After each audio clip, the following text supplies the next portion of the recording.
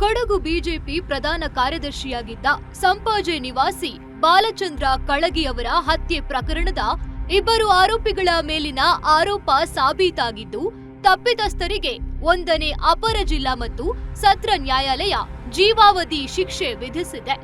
ಕಲ್ಲುಗುಂಡಿ ನಿವಾಸಿ ಹರಿಪ್ರಸಾದ್ ಮತ್ತು ಲಾರಿ ಚಾಲಕ ಮಡಿಕೇರಿಯ ಜಯನ್ ಎಂಬುವವರೇ ಶಿಕ್ಷೆಗೆ ಗುರಿಯಾದ ಅಪರಾಧಿಗಳಾಗಿದ್ದಾರೆ.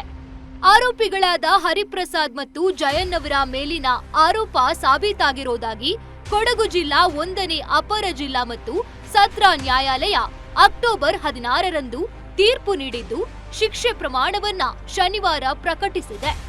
ಸಂಪಾಜೆ ಗ್ರಾಮ ಪಂಚಾಯಿತಿಯ ಮಾಜಿ ಅಧ್ಯಕ್ಷ ಹಾಗೂ ಕೊಡಗು ಜಿಲ್ಲಾ ಬಿಜೆಪಿಯ ಪ್ರಭಾವಿ ಮುಖಂಡರಾಗಿ ಗುರುತಿಸಿಕೊಂಡಿದ್ದ ಬಾಲಚಂದ್ರ ಕಳಗಿ ಅವರನ್ನ 2019ರ ಮಾರ್ಚ್ 19ರಂದು ಮೇಕೇರಿ ತಾಳತ್ಮನೆ ಬೈಪಾಸ್ ರಸ್ತೆಯಲ್ಲಿ ಓಮಿನಿ ಕಾರಿಗೆ ಲಾರಿಯಲ್ಲಿ ಡಿಕ್ಕಿ ಹೊಡೆದು ಹತ್ಯೆ ಮಾಡಲಾಗಿತ್ತು.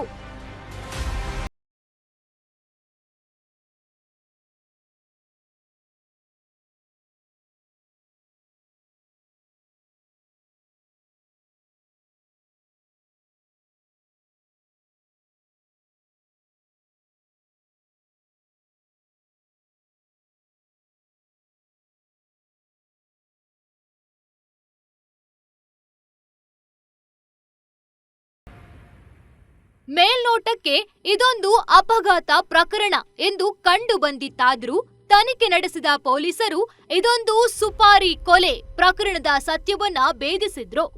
ಈ ಪ್ರಕರಣಕ್ಕೆ ಸಂಬಂಧಿಸಿದಂತೆ 3 ಆರೋಪಿಗಳಾದ ಸಂಪಾಜೆ ಕಲ್ಲುಗುಂಡಿ ನಿವಾಸಿಗಳಾದ ಸಂಪತ್ ಕುಮಾರ್, ಹರಿಪ್ರಸಾದ್ ಮತ್ತು ಲಾರಿ ಚಾಲಕ ಮಡಿಕೇರಿಯ ಜಯನ್ ಎಂಬುವರನ್ನ ಮಡಿಕೇರಿ ಪೊಲೀಸರು ಬಂಧಿಸಿದ್ರು.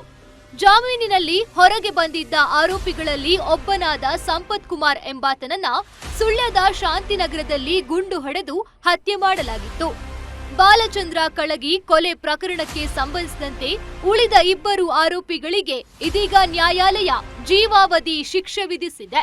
ಈ ಕುರಿತು ಸರ್ಕಾರಿ ಅಭಿಯೋಜಕರಾದ ದೇವೇಂದ್ರಪ್ಪ ಅವರು ಟಿವಿ1ಗೆ ಮಾಹಿತಿ ನೀಡಿದ್ರು. ಈ ಪ್ರಕರಣದ ದೋಷಾರೋಪಣಾ ಪತ್ರವನ್ನು ಮಡಿಕೇರಿಯ ಗ್ರಾಮಾಂತರ ಪೊಲೀಸ್ ಠಾಣೆಯ ಅಂದಿನ ಇನ್ಸ್ಪೆಕ್ಟರ್ ಆದಂತಹ ಸಿದ್ದಯ್ಯನವರು ಕೋರ್ಟಿಗೆ ದಾಖಲು ಮಾಡ್ತಾರೆ. ಈ ಪ್ರಕರಣದ ಸಾರಾಂಶ ಏನಂತ ಹೇಳಿದ್ರೆ, ಸಂಪಾಜೆ ಗ್ರಾಮ ಪಂಚಾಯತ್ ಸದಸ್ಯರಾಗಿದ್ದಂತಹ ಬಾಲಚಂದ್ರ ಕಳಗಿಯವರು ದಿನಾಂಕ 19/3/19ರಂದು ತಮ್ಮ ಸಂಬಂಧಿಕರೊಂದಿಗೆ ಅರಸಿಕಟ್ಟೆಗೆ ಮೊದಲು ಹೋಗ್ತಾರೆ ಸಂಪಾಜೆಯಿಂದ. ಆ ನಂತರದಲ್ಲಿ ವಾಪಸ್ಸು ಅವರು ಮಡಿಕೇರಿಗೆ ಬಂದು ಮಡಿಕೇರಿಯಿಂದ ಮೂರ್ನಾಡುವಿಗೆ ಈ ಒಂದು ಫರ್ನಿಚರ್ ಶಾಪ್ಗೆ ಫರ್ನಿಚರನ್ನು ಪರ್ಚೇಸ್ ಮಾಡುವ ಸಲುವಾಗಿ ಹೋಗ್ತಾರೆ. ಸೊ ಈ ಹೋಗುವಂಥ ಸಂದರ್ಭದಲ್ಲಿ ವಾಪಸ್ಸು ಫರ್ನಿಚರ್ ಶಾಪ್ನಿಂದ ವಾಪಸ್ಸು ಸಂಪಾಜೆಗೆ ಹೋಗುವಂಥ ಸಂದರ್ಭದಲ್ಲಿ ಮೇಕೇರಿಯಿಂದ ತಾಳತ್ಮನೆ ಕಡೆಗೆ ಹೋಗುವ ರಸ್ತೆಯಲ್ಲಿ ಈ ಗೌರಿಶಂಕರ ನರ್ಸರಿ ಅಂತೇಳಿದೆ. ಸೊ ಆ ನರ್ಸರಿಯ ಸಮೀಪ ಎದುರುಗಡೆಯಿಂದ ಬಂದಂತಹ ಒಂದು ಲಾರಿ ಈ ಬಾಲಚಂದ್ರ ಕಳಗಿಯವರು ಓಡಿಸ್ತಾ ಇದ್ದಂತಹ ಓಮ್ನಿ ಕಾರಿಗೆ ಬಲವಾಗಿ ಡಿಕ್ಕಿ ಹೊಡಿತದೆ. ಸೊ ಈ ಡಿಕ್ಕಿಯ ಪರಿಣಾಮವಾಗಿ ಮಾರಣಾಂತಿಕವಾಗಿ ಅವರು ಗಾಯಗೊಳ್ತಾರೆ. ಗಾಯಗೊಂಡ ಅವರನ್ನು ಸ್ಥಳೀಯ ಮಡಿಕೇರಿ ಜಿಲ್ಲಾಸ್ಪತ್ರೆಗೆ ಸಾಗಿಸ್ತಾರೆ. ಮಡಿಕೇರಿ ಜಿಲ್ಲಾಸ್ಪತ್ರೆಯಲ್ಲಿ ವೈದ್ಯರು ಹೇಳ್ತಾರೆ ಅವರು ತೀರಿ ಹೋದರು ಅನ್ನುವಂಥದ್ದು. ಮೊದಲು ಇದನ್ನು ಪೊಲೀಸ್ನವರು ಒಂದು ಸಾಮಾನ್ಯ ಅಪಘಾತ ಪ್ರಕರಣ ಅಂತ ಹೇಳಿ ದಾಖಲಿಸ್ಕೊಳ್ತಾರೆ. ಆ ನಂತರ ತನಿಖೆಯನ್ನು ಮುಂದುವರಿಸಿದಂಥ ಪೊಲೀಸರು ಇದು ಸಾಮಾನ್ಯವಾದಂತಹ ಅಪಘಾತ ಪ್ರಕರಣ ಅಲ್ಲ, ಇದೊಂದು ವ್ಯವಸ್ಥಿತವಾಗಿ ಸಂಚು ಮಾಡಿ ಕೊಲೆ ಮಾಡಿರುವಂಥದ್ದು ಅಂಥೇಳಿ ಗೊತ್ತಾಗ್ತದೆ. ಸೊ ಈ ಸಂಚಿನ ಹಿಂದೆ ಯಾರಿದ್ದಾರೆ ಅಂಥೇಳಿ ನೋಡಿದಾಗ ಈ ಪ್ರಕರಣದ 1ನೇ ಆರೋಪಿ ಹರಿಪ್ರಸಾದ್ ಮತ್ತು ಸಂಪತ್ ಕುಮಾರ್ ಅಂತೇಳಿ ಸಂಪಾಜೆ ಸುತ್ತಮುತ್ತದಲ್ಲಿ ಅವರು ಲಾರಿಗಳನ್ನು ಇಟ್ಟುಕೊಂಡು ಚೆತ್ತಕಲ್ಲು, ಮರಳು ಮತ್ತು ಕಲ್ಲುಗಳನ್ನು ಅಕ್ರಮವಾಗಿ ಸಾಗಾಟ ಮಾಡ್ತಾರೆ ಅಂಥೇಳಿ ಕಂಡುಬರ್ತದೆ. ಸೊ ಈ ಅಕ್ರಮ ಚಟುವಟಿಕೆಗಳನ್ನು ಬಾಲಚಂದ್ರ ಕಳಗಿಯವರು ವಿರೋಧ ಮಾಡ್ತಾಯಿದ್ರು. ಸಂಪಾಜೆ ಗ್ರಾಮವನ್ನು ಒಂದು ಮಾದರಿ ಗ್ರಾಮವನ್ನಾಗಿ ಅವರು ಮಾಡುವ ಪ್ರಯತ್ನದಲ್ಲಿ ಇದ್ದರು ಮತ್ತು ಸಮಾಜದಲ್ಲಿ ಇರುವಂಥ ಇಂತಹ ಘಟನೆಗಳನ್ನು ಬಹಳ ಅವರು ವಿರೋಧ ಮಾಡ್ತಾಯಿದ್ರು.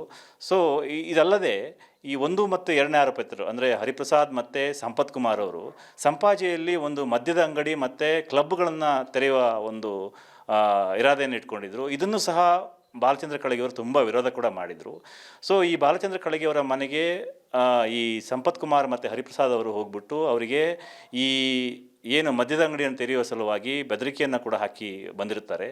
ಸೊ ಇದನ್ನು ಪೊಲೀಸರು ತನಿಖೆಯನ್ನು ಮಾಡಿದ ಸಂದರ್ಭದಲ್ಲಿ ಸಂಪತ್ ಕುಮಾರ್ ಮತ್ತು ಹರಿಪ್ರಸಾದ್ ಅವರು ಈ ಬಾಲಚಂದ್ರ ಕಳಗಿಯವರು ಇದೇ ರೀತಿಯಾಗಿ ಮುಂದುವರೆದರೆ ತಮ್ಮ ಚಟುವಟಿಕೆಗಳಿಗೆ ತೊಂದರೆ ಆಗ್ತಾರೆ, ಅಡ್ಡಗಾಲ ಹಾಕ್ತಾರೆ ಅನ್ನೋ ಕಾರಣಕ್ಕೆ ಅವರು ಇವ್ರನ್ನ ಕೊಲೆ ಮಾಡಬೇಕು ಅಂತೇಳಿ ಸಂಚನ್ನು ರೂಪಿಸ್ತಾರೆ. ಈ ಕೊಲೆಯನ್ನು ಹೇಗೆ ಮಾಡಬೇಕು ಅನ್ನುವಂಥದ್ರಲ್ಲಿ ಅವರು ಒಂದು ಅಪಘಾತ ಮಾಡಿಸಿ ಆ ಮೂಲಕ ಅವರನ್ನು ಕೊಲೆ ಮಾಡಿದರೆ ಈ ಕೊಲೆ ಮಾಡಿದ ಸುಳಿವು ಸಿಗುವುದಿಲ್ಲ ಅನ್ನೋ ಒಂದು ನಿರ್ಧಾರಕ್ಕೆ ಬಂದು ಮಡಿಕೇರಿ ನಗರದ ಲಾರಿ ಚಾಲಕ ಜಯನ್ ಅವರನ್ನು ಅವರು ಮಡಿಕೇರಿಯಲ್ಲಿ ವಿವಿಧ ದಿನಾಂಕಗಳನ್ನು ಮೀಟ್ ಆಗ್ತಾರೆ. ಮೀಟ್ ಆಗಿಬಿಟ್ಟು ಅವರೊಂದು ಸಂಚು ಮಾಡ್ತಾರೆ. ಈ 19ನೇ ತಾರೀಕು ಬಾಲಚಂದ್ರ ಕಳಗಿಯವರು ಮಡಿಕೇರಿಗೆ ಹೊರಡ್ತಾರೆ. ಮಡಿಕೇರಿಗೆ ಹೊರಟಿದ್ದನ್ನು ಗಮನಿಸಿದಂಥ ಎರಡನೇ ಆರೋಪಿ ಸಂಪತ್ ಕುಮಾರ್ 1 ಮತ್ತು 3ನೇ ಆರೋಪಿತರಿಗೆ ಈ ವಿಚಾರವನ್ನು ತಿಳಿಸ್ತಾರೆ. ಸಂಪತ್ ಕುಮಾರ್ ಮತ್ತು ಜಯನ್ ಅವರು ಈ ಜಲಾಶಯ ಬಡಾವಣೆ ಏನಿದೆ ಅಲ್ಲಿ ಕಾಯ್ತಾರೆ ಬಾಲಚಂದ್ರ ಕಳಗಿಯವರನ್ನು. ಬಾಲಚಂದ್ರ ಕಳಗಿಯವರು ಅವರ ಸ್ನೇಹಿತರ ಜೊತೆಗೆ ಅರಸಿಕಟ್ಟೆಗೆ ಹೋಗುವ ಮೊದಲು ಅವರ ಕಾರನ್ನು ಈ ಜಲಾಶಯ ಬಡಾವಣೆ ಹತ್ತಿರ ನಿಲ್ಲಿಸ್ತಾರೆ. ಸೊ ಇವರು ಅದನ್ನು ನೋಡಿಬಿಟ್ಟು ಅಲ್ಲಿ ವೆಯ್ಟ್ ಮಾಡ್ತಾರೆ ಜಯನ್ ಮತ್ತು ಸಂಪತ್ ಕುಮಾರ್ ಅವರು ವಾಪಸ್ ಬಂದುಬಿಟ್ಟು ಮೂರ್ನಾಡಿಗೆ ಹೋಗುವ ಸಂದರ್ಭದಲ್ಲೂ ಕೂಡ ಅವರು ಹಿಂಬಾಲಿಸ್ತಾರೆ. ಮೇಕೇರಿಯಲ್ಲಿ ಸಂಪತ್ ಕುಮಾರ್ ಹೋಗಿ ತನ್ನ ಕಾರನ್ನು ನಿಲ್ಲಿಸ್ತಾರೆ. ಈ ಮೂರ್ನಾಡಿಗೆ ಹೋಗುವ ಸಂದರ್ಭದಲ್ಲೂ ಸಹ ಬಾಲಚಂದ್ರ ಕಳಗಿಯವರು ತಮ್ಮ ಕಾರನ್ನು ಮೇಕೇರಿಯಲ್ಲಿ ನಿಲ್ಲಿಸ್ಬಿಟ್ಟು ಮತ್ತೆ ಅವರ ಸ್ನೇಹಿತರ ಕಾರಿನಲ್ಲಿ ಮೂರ್ನಾಡಿಗೆ ಹೋಗ್ತಾರೆ. ವಾಪಸ್ಸು ಅವರು ಬಂದು ತಮ್ಮ ಸ್ನೇಹಿತರ ಕಾರು ಮುಂದೆ ಹೋಗ್ತದೆ. ಅವರ ಹಿಂದಿನಿಂದ ಬಾಲಚಂದ್ರ ಕಳಗಿಯವರು ತಮ್ಮ ಓಮಿನಿ ಕಾರನ್ನು ಚಲಾಯಿಸ್ಕೊಂಡು ಹೋಗ್ತಾರೆ.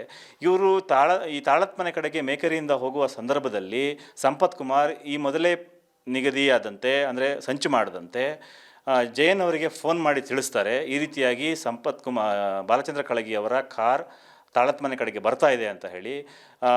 ಜಯನ್ ಅವರು ತಮ್ಮ ಲಾರಿಯನ್ನು ವೇಗವಾಗಿ ಚಲಾಯಿಸ್ಕೊಂಡು ಬಂದುಬಿಟ್ಟು ಬಾಲಚಂದ್ರ ಕಳಗಿಯವರ ಕಾರಿಗೆ ಡಿಕ್ಕಿ ಹೊಡೆಸಿ ತನ್ಮೂಲಕ ತಮ್ಮ ಸಂಚನ್ನು ಅವರು ತಮ್ಮ ಸಂಚಿನಲ್ಲಿ ಸಫಲರಾಗ್ತಾರೆ. ಸೊ ಈ ಎಲ್ಲ ಎವಿಡೆನ್ಸ್ಗಳನ್ನು ಅಂದರೆ ಸಾಕ್ಷ್ಯಾಧಾರಗಳನ್ನು, ದಾಖಲಾತಿಗಳನ್ನು ಮತ್ತು ಸಾಕ್ಷಿಗಳ ಹೇಳಿಕೆಯನ್ನು ದಾಖಲಿಸಿಕೊಂಡಂಥ ತನಿಖಾಧಿಕಾರಿ ದೋಷಾರೋಪಣೆ ಪಟ್ಟಿಯನ್ನು ಸಲ್ಲಿಸಿದರು. 16/10/2024 ಮಾನ್ಯ ನ್ಯಾಯಾಲಯ ಪ್ರಾಸಿಕ್ಯೂಷನ್ ಹಾಜರುಪಡಿಸಿದ ಸಾಕ್ಷ್ಯಾಧಾರಗಳನ್ನು ಪರಿಶೀಲಿಸಿ ಆರೋಪಿತರು ಈ ಪ್ರಕರಣದಲ್ಲಿ ಭಾಗಿಯಾಗಿರುವುದನ್ನು ತೀರ್ಮಾನಿಸಿ ಶಿಕ್ಷಿತರು ಅಂತ ಹೇಳಿ ಘೋಷಣೆ ಮಾಡುತ್ತೆ. ಶಿಕ್ಷೆಯ ಪ್ರಮಾಣವನ್ನು ಇಂದು ಮಾನ್ಯ ನ್ಯಾಯಾಲಯ ಹೇಳಿರ್ತದೆ. ಅದ್ರ ಪ್ರಕಾರ ಕಲಂ 302 ಅಂತ ಹೇಳಿದ್ರೆ ಒಬ್ಬ ವ್ಯಕ್ತಿಯನ್ನು ಕೊಲೆ ಮಾಡುವಂಥದ್ದು.